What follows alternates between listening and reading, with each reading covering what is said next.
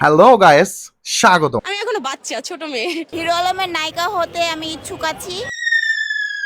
যাই হোক, আজকে আপনাদের সঙ্গে একটা শিক্ষিত আপুর পরিচয় করাই দিব। আমি তো শিক্ষিত ভাই, আমি অশিক্ষিত না। আমি ইন্টার সেকেন্ড ইয়ার রানিং। আমি বিশ্বাস করি না। আচ্ছা, বুঝতে পারছি আপু আপনি অনেক শিক্ষিত। আপনি যে শিক্ষিত আপু সেটার নমুনা একটু দেখান তো দেখি।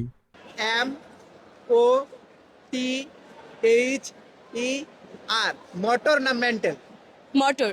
সঠিক বলেছেন। ও মাই গড, মাদারকে আপনি মোটর বলে ফেললেন। আমি বুঝতে পারছি আপনি অনেক শিক্ষিত। আমি প্রচুর ইংলিশে টাইপিং করি। এট এ সময় রিলেশন টাইমে আমি প্রচুর চ্যাট করতাম বয়ফ্রেন্ডের। বুঝছেন? আশা করি বুঝছেন। নিঃসন্দেহে তুই ঠিক কথা বলেছিস। আরে ভাই, আপনি কথা বললেন না তো, দাঁড়ান। Sorry, I am very very sorry. আচ্ছা আপু, আপনি যেন মানে কিসে পড়েন যেন, মানে কোন ভার্সিটিতে যেন? আমি হচ্ছি ইন্টার সেকেন্ড ইয়ার রানিং, রাজধানী আইডিয়াল কলেজ রামপুরায় ইন্টারে পড়ছি। কি সাক্ষ্য প্রমাণ আছে তোমার কাছে? দাঁড়ান স্যার, আইডিয়াল কলেজের ইংলিশ স্যার, প্লিজ আপুটিকে একটু ভালো করে ইংলিশ শেখাবেন দয়া করে। এইটাই শেষ না? কি বলছিস তুই? আরে ভাই, আপনি কথা বললেন না তো, দাঁড়ান। বলো বাবা। হিরো আলমের নায়িকা হওয়ার জন্য একজন যোগ্য নায়িকা। হিরো আলমের নায়িকা হতে আমি ইচ্ছুক আছি।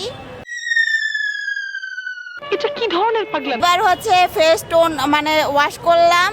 আচ্ছা আপু, আপনার কোন জিনিসটা যেন মানে সব থেকে ভাইরাল, কোন টপিকটা হিরো আলমের আপনার ভালো লাগছে সেটা একটু আমার দর্শককে শোনান প্লিজ।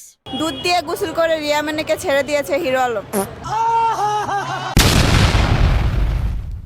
আপনার কিন্তু এই নায়িকাকে নিতেই হবে ভাই।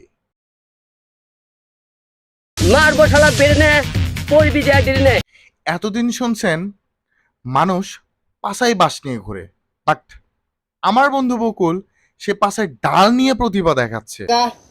मैं अकेला ही ब्लॉगर हूँ और मेरा गांव का नाम तो रोशन में कर।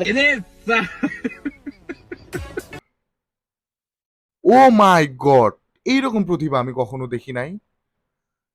ও মাই গড, আমার ভিডিওটা ভালো লাগলে শেয়ার করুন, আর মজার ভিডিও পাইতে হলে আমার চ্যানেলটিকে ফলো করুন। টাটা।